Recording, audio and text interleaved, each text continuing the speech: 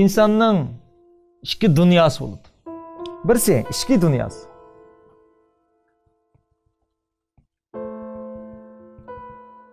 Yana birisi tashqi dunyosi.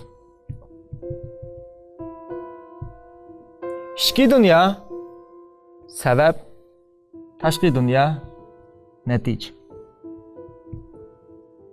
Agar biz tashqi dunyoni, ya'ni realligimiz demakchi, o'zgartmoqchi bo'lsak, birinchi bo'lib cho'qim ichki dunyoni o'zgartirish kerak. Agar ichki dunyoni o'zgartmay turib tashqi dunyoni o'zgartaman desa, u 100% mag'lub bo'lgan. Bu mag'lubiyat nimaga boshlab bordi deganda, norozilikqa, qaqshashga, tushkunlikka, umidsizlikka boshlab bordi. Nurg'un odamlar bu nuqtada qaqamagan. Shunga ichki dunyoning o'zgarishi bu intayin muhim. Unda ichki dunyo degan zot nima? İchki dünya nimani ko'rsatadi? Tashqi dunyochi. İchki dunyo deganimiz dal bizning ko'z qarashimizni bildirdi. Nimaga bo'lgan ko'z qarashimiz? Birisi biz ko'rib turayotgan tashqi dunyoga bo'lgan ko'z qarashimiz.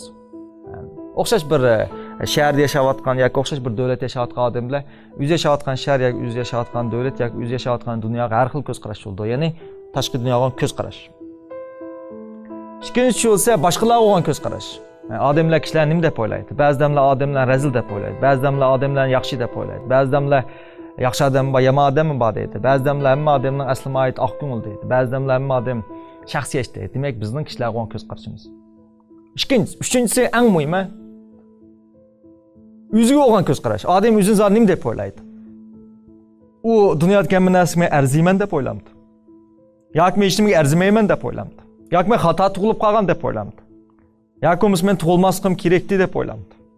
Yoki men buni qila olmayman deb o'ylamdi. Yoki men buni qila olmayman deb o'ylamdi. Onun boshqa ichki dunyo yanimni ko'rsatdi deganda sizlarning xushalliqqa bo'lgan, baxtga bo'lgan ko'z qarashinglar, muhabbatga bo'lgan ko'z qarashinglar, pulga bo'lgan ko'z qarashinglar. Demak, mush ko'z qarashlarning hammasi ongsiz holda odamning nimasini keltirib chiqardi bo'lsa, tashqi realligini. Ya'ni biz buni tashqi dunyo deymiz. Tashqi reallik deymiz, tashqi dunyoni ko'rsatdi. Men nurg'un odamlarni ko'rdim. Ular garchi pul tepish uchun tirishayotgan bo'lsa-mu, ammo ichki dunyosida pulni nachar deb o'ylaydi. Ya'ni pulni ko'zga ilmaydi. Unda esa bir pulni ko'zga ilmagan odam kelib aytganda, pulni ko'zga ilmaydi. Agar siz pulga hurmat bildirgan vaqtingizda pulni sizga hurmat bildirdi. Nurg'un odamlarda buni bo'lgan ko'z qarash xato bo'lib qolgan.